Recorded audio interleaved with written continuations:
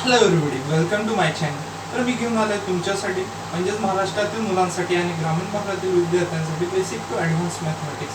आता आपण मॅथमॅटिक्स मधला पार्ट आहे minor and cofactor of matrix and element, तो आपण आज डिस्कस करणार आहोत. ती मायनर अँड कोफॅक्टर मॅट्रिक्सचे एलिमेंटचे आपण कसे फाइंड करू शकतो, तर ते आपण आजच्या व्हिडिओमध्ये डिस्कस करणार आहोत. तो set let's started friends. Minor and cofactor of an element of matrix. तर आधी आपण मायनरची डेफिनेशन पाहून घेऊयात. Minor of an element of matrix let A is equal to AIGBS square matrix. ठीक आहे, डेफिनेशन मध्ये काय दिलंय, मॅट्रिक्सचे डिनोटेशन आहे capital A. Capital A is equal to in square bracket AIGBS square matrix. याचा अर्थ काय असतो, A is equal to square bracket AIGBS square matrix. ठीक आहे, BS स्क्वेअर मॅट्रिक्स. आता स्क्वेअर मॅट्रिक्स समजण्याआधी थोडक्यात आपण मॅट्रिक्स काय असतो ते जाणून घेऊयात. तर मॅट्रिक्स म्हणजे काय असतं मित्रांनो, मॅट्रिक्स म्हणजे रो अँड कॉलमची अरेंजमेंट असते, त्याला आपण मॅट्रिक्स म्हणतो. म्हणजे कसं 1 2 5 6 हा मॅट्रिक्स आहे, याला मी म्हणतो हा 2x2 चा मॅट्रिक्स आहे. मी हे कसं काय ठरवलं की हा 2x2 चा मॅट्रिक्स आहे, याचा अर्थ 2 × 2 नाही, याला आपण म्हणतो 2x2 चा मॅट्रिक्स आहे, असं याचं नोटेशन आहे. ठीक आहे, तर याला 2x2 मॅट्रिक्स मी का म्हटलं, कारण या मॅट्रिक्स मध्ये इन अ मॅट्रिक्स, ठीक आहे, in a matrix carry 2 column and 2 row. ठीक आहे, म्हणजे ह्या मॅट्रिक्स मध्ये 2 रो आहेत आणि 2 कॉलम आहेत, म्हणून याला 2x2 मॅट्रिक्स म्हटलं. आता रो अँड कॉलम काय भानगड आहे, रो अँड कॉलम हे एलिमेंट 12 ला झालेलं असतं, रो अँड कॉलम मॅट्रिक्स. ठीक आहे, तरी आपण घेऊन घेऊया, ज्यांना माहित नसेल त्यांच्यासाठी. ए इज इक्वल टू मॅट्रिक्स, ठीक आहे, 1 2 6 5. ठीक आहे, असा मॅट्रिक्स आपल्याला दिलेला आहे. तर या मॅट्रिक्स मध्ये रो अँड कॉलम जी काही व्हर्टिकल एलिमेंटची अरेंजमेंट आहे, व्हर्टिकल एलिमेंटची अरेंजमेंट म्हणजे अशी व्हर्टिकल एलिमेंटची अरेंजमेंट आहे, यांना आपण कॉलम म्हणतो. ठीक आहे, म्हणजे 1 6 हे कसे अरेंज आहेत, हे व्हर्टिकली अरेंज आहेत. तसंच 2 5 हे कसे अरेंज आहेत, हे पण व्हर्टिकली अरेंज आहेत, म्हणून यांना आपण कॉलम म्हणूया. ठीक आहे, कॉलम झालं, त्याच्यामुळे आपण याला म्हणतो C1 आणि याला म्हणतो C2, म्हणजे कॉलम 1 अँड कॉलम 2. ठीक आहे, त्याच पद्धतीने व्हर्टिकली अरेंजमेंट असते, त्यांना आपण रो म्हणतो. ठीक आहे, याला पण आपण रो म्हणतो. ठीक आहे, याचं नाव आहे रो 1 आणि याला आपण म्हणू रो 2, म्हणजे रो 1 अँड रो 2. ठीक आहे, row and column of matrix आपल्याला समजलं. आता स्क्वेअर मॅट्रिक्स म्हणजे काय, square matrix is equal to what, square matrix म्हणजे row is equal to column, म्हणजे ज्या एलिमेंटचे row number of row and column हे सेम असतील. म्हणजे याच्यामध्ये किती रो आहे, 1 2 आणि कॉलम 1 2, म्हणजे हा 2x2 चा मॅट्रिक्स आहे. म्हणजे यम रो, हे बघा, रोचे डिनोटेशन आपण यम ने करतो. याला शॉर्टकट आपण शॉर्टली याचं नोटेशन असं आहे, ए इज इक्वल टू AIG जर असेल तर याला आपण म्हणतो M क्रॉस N मॅट्रिक्स. ठीक आहे, याचा अर्थ असतो याच्यात M रो आहेत आणि N कॉलम. ठीक आहे, मग याच्या पुढे काय नोटेशन आहे, be square matrix of order N. ठीक, स्क्वेअर मॅट्रिक्स म्हणजे ज्याचे रो अँड कॉलम हे सेम असतील, म्हणजे याच्यात 2 रो आहेत आणि 2 कॉलम आहेत, म्हणून आपण याला स्क्वेअर मॅट्रिक्स म्हणतो. आणि डेफिनेशन मध्ये पुढे आहे ऑफ ऑर्डर N. ठीक आहे, ऑफ ऑर्डर N चा अर्थ काय, M is equal to N. ठीक आहे ना, हे बघा, रो M म्हणजे काय, रो किती रो आहे, 1 2. इथं ज्या वेळेस M is equal to N होतं, ठीक आहे, M is equal to N म्हणजे number of row is equal to number of column होतं, त्यावेळेस आपण याला म्हणतो A is equal to AIJ N by N matrix. ठीक आहे, आणि याला म्हणतो आपण ऑर्डर N मॅट्रिक्स. ठीक आहे, स्क्वेअर मॅट्रिक्सला या पद्धतीने पण आपण घेऊ शकतो. डेफिनेशन इथपर्यंत समजलं असेल. The minor of an element AIJ is determinant. पुढे काय म्हणतो, the minor of an element AIJ is a determinant obtain bye deleting the ith row and jth column. The minor of element AIJ, minor हा कशाचा काढला जातो, the minor of element AIJ. ठीक आहे, एखादा AIG एलिमेंट असेल त्याचा जर मायनर फाइंड करायचा असेल, नुकतंच आपण डिस्कस केलं मॅट्रिक्स काय असतो, तर शॉर्टली असं असेल की A इज इक्वल टू हा मॅट्रिक्स असतो आणि याच्यात AIG, ठीक आहे, असे एलिमेंट असतात. ते किती असतात आपण एक्झाम्पल घेऊ तेव्हा डिस्कस करूया, ठीक आहे. तर the minor of an element AIG is a determinant obtained by deleting the ith row and jth column, ठीक आहे. AIG चा जर मायनर फाइंड करायचा असेल तर जो काही डिटर्मिनंट ऑब्टेन्ड, याला आपण डिटर्मिनंट म्हणतो, ठीक आहे. हे कशाचा सिम्बॉल आहे, हा डिटर्मिनंट असतो आणि हा मॅट्रिक्सचा सिम्बॉल आहे. This is the symbol of matrix, symbol of matrix, and these are symbol are determinant, ठीक आहे. डिटर्मिनंटचा सिम्बॉल असतो. म्हणजे या डेफिनेशनचा अर्थ काय असेल, जर AIG एलिमेंटचा मॅट्रिक्स फाइंड करायचा असेल तर AIG चा ith रो, ठीक आहे, I म्हणजे असतो ith रो and J चा jth कॉलम, ठीक आहे. jth कॉलम डिलीट करून जे काही आन्सर येईल ते आपल्याला डिटर्मिनंट मध्ये ऑब्टेन करायचं आहे. समजा फॉर एक्झाम्पल आन्सर A आलं समजण्यासाठी, तर डिटर्मिनंट A हा मॉड्युलस नाही, डिटर्मिनंट A ला आपण डायरेक्ट A लिहितो. याच्यात जर मायनस ऑफ डिटर्मिनंट A आला तर याला मायनस A लिहिला जातो, because this symbol are determinant, this is not a modulus, this is the determinant, ठीक आहे.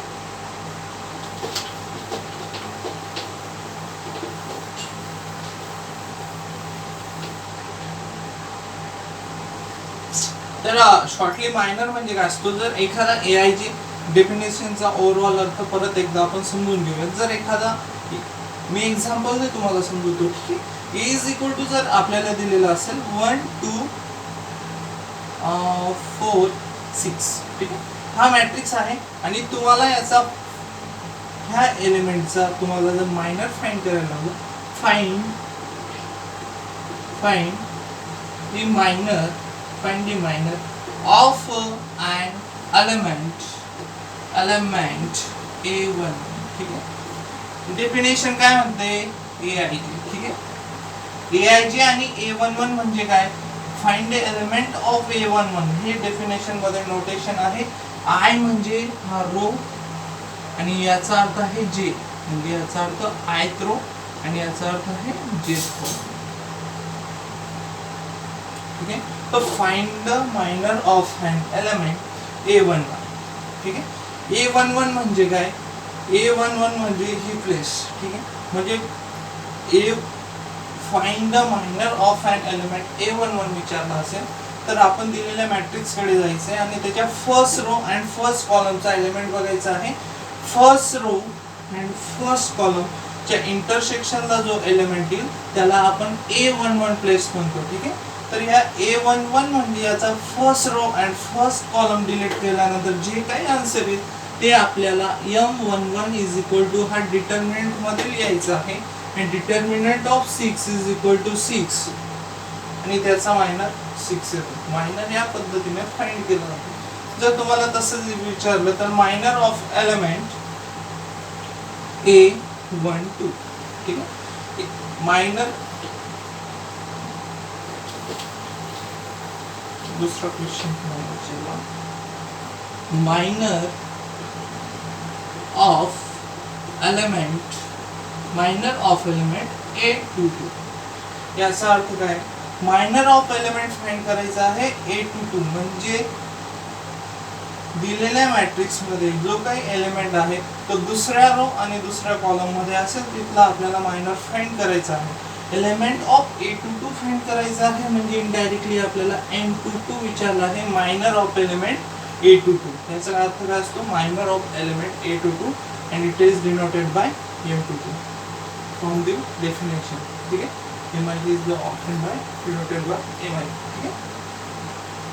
तर M22 काय असेल, A22 म्हणजे काय, A22 हा कुठे आहे, सेकंड रो, ठीक आहे.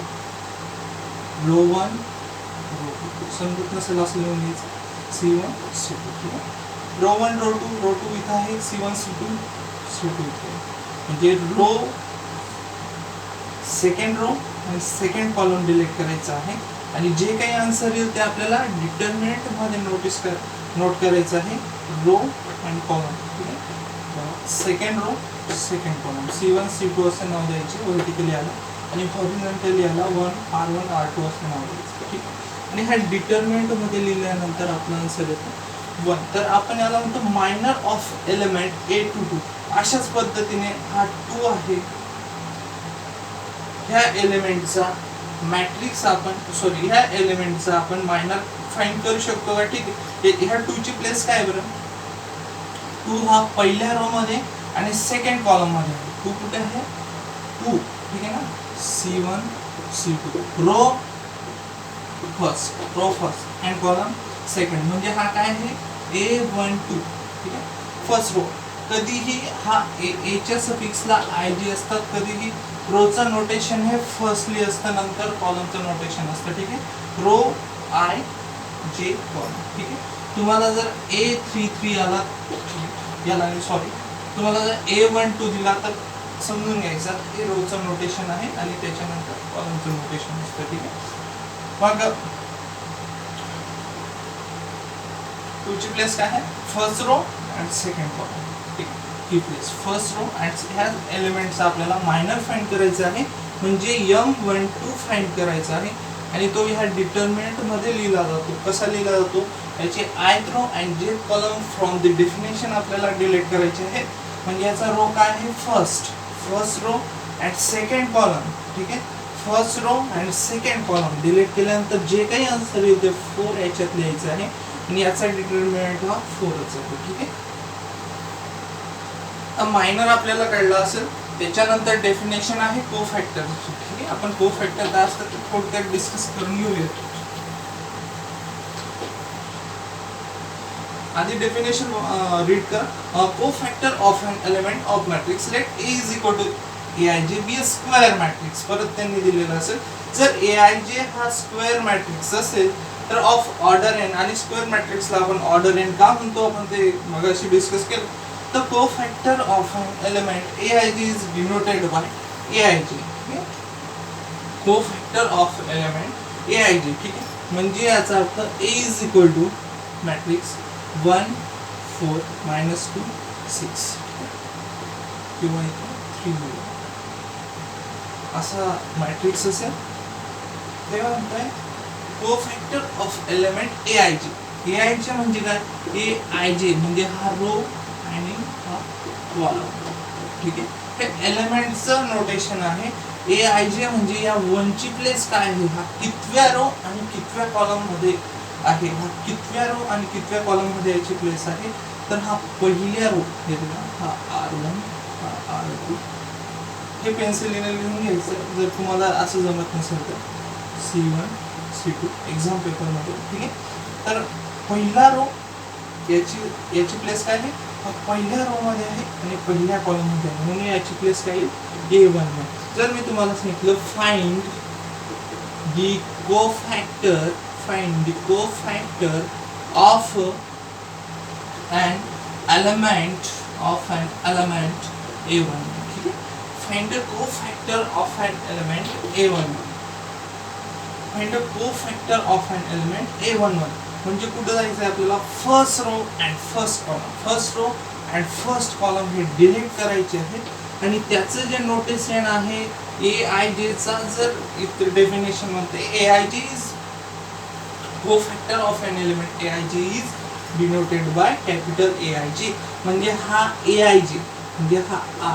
ठीक आहे, म्हणजे ith row and jth column A11 याचा जर कोफॅक्टर A11 फाइंड करायचा असेल तर आपण याला Aij ने डिनोट करतो, म्हणजे A11 ने डिनोट करतो. आणि त्याला कसा डिफाइन केला जातो?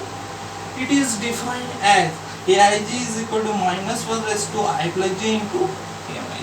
ठीक आहे, Mij म्हणजे काय असतो? Mij आताच पहिला Mij means minor of an element of matrix. This is Mij from the definition. Okay, Mij समजलं. आता A11 कसा फाइंड केला जातो? फाइंड क्वेश्चन काय तर find the cofactor of an element A11. A11 find करायचं आहे म्हणजे कोफॅक्टर ऑफ A11 फाइंड करायचं आहे. -1 त्याची पॉवर i प्लस जे. ठीक आहे, आय जे काय आहे, A11 चा फाइंड करायचा आहे म्हणून हा i आणि हा j. ठीक आहे, 1 + 1 × Mij. Mij मीन्स काय, तर हा Mij तर खूप सारे असतील ना, मायनर याचा पण असू शकतो, या प्लेटचा पण M22 M33. मग इथं कुठला यूज करायचा, तर आपण क्वेश्चन एकदा पाहून घ्यायचं. Find the cofactor of an element A11. जर तुम्हाला A11 चा कोफॅक्टर फाइंड करायचा असेल तर मायनर हा पण M11च वापरावा लागतो, कारण A11 चा मायनर काय असेल, M11. ठीक आहे, तर A11 = -1/2 × M11. तर M11 कसं फाइंड करायचं, तर A11. ठीक आहे, तर A11 कडे जायचं आणि त्याचा first row and first column delete करायचा. ठीक आहे, first row and first column, कारण आपण A11 साठी मायनर फाइंड करतोय आणि तो आला 3 आणि = -1 त्याचा स्क्वेअर × 3 = -1 चा स्क्वेअर. ठीक आहे, -1 ची पॉवर 2 इव्हन आहे म्हणून -1. मायनस क्वांटिटीला जर कुठलाही इव्हन नंबरने आपण स्क्वेअर केला तर त्याचा पॉझिटिव्ह आन्सर येतो. 1 × 3 = तर अशा पद्धतीने आपण कोफॅक्टर फाइंड करू शकतो. ठीक आहे, आपण A22 चं पण एक्झाम्पल घेऊया.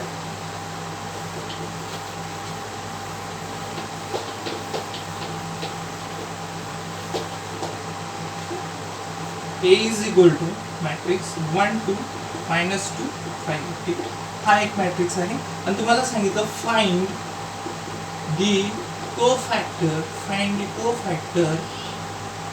Of a element A22. ठीक, तुम्हाला A22 चा जर कोफॅक्टर फाइंड करायचा असेल तर तुम्ही तो कसा करू शकता, तर आपण डिफाइन काय केलेलं आहे, ज्या एलिमेंटचा कोफॅक्टर फाइंड करायचा असेल तर नोटेशन कॅपिटल A ला काय येईल, Aij. म्हणजे Aij चा ज्यावेळेस आपण फाइंड करतो त्यावेळेस नोटेशन असतं Aij. मग यावेळेस आपण एलिमेंट A22 चा फाइंड करत आहोत म्हणून याला इथं काय येईल, 2 and 2. ठीक आहे, = -1 त्याची power i + j. What is the i + j? This the ith row and jth column. 2 + 2 × Mij.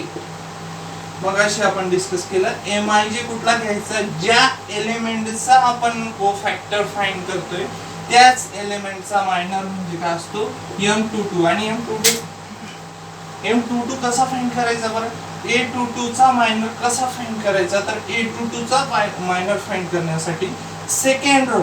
ठीक आहे, दिलेल्या मॅट्रिक्सचा second row and second column delete करायचा आणि तो डिलीट केल्यानंतर येणारं जे काही आन्सर असेल त्याला बाय द डिफाइन, हे डिफाइन मध्ये केलेलं आहे म्हणून Mij × 1 आणि याची पॉवर इव्हन असल्यामुळे 1 × 1 = 1.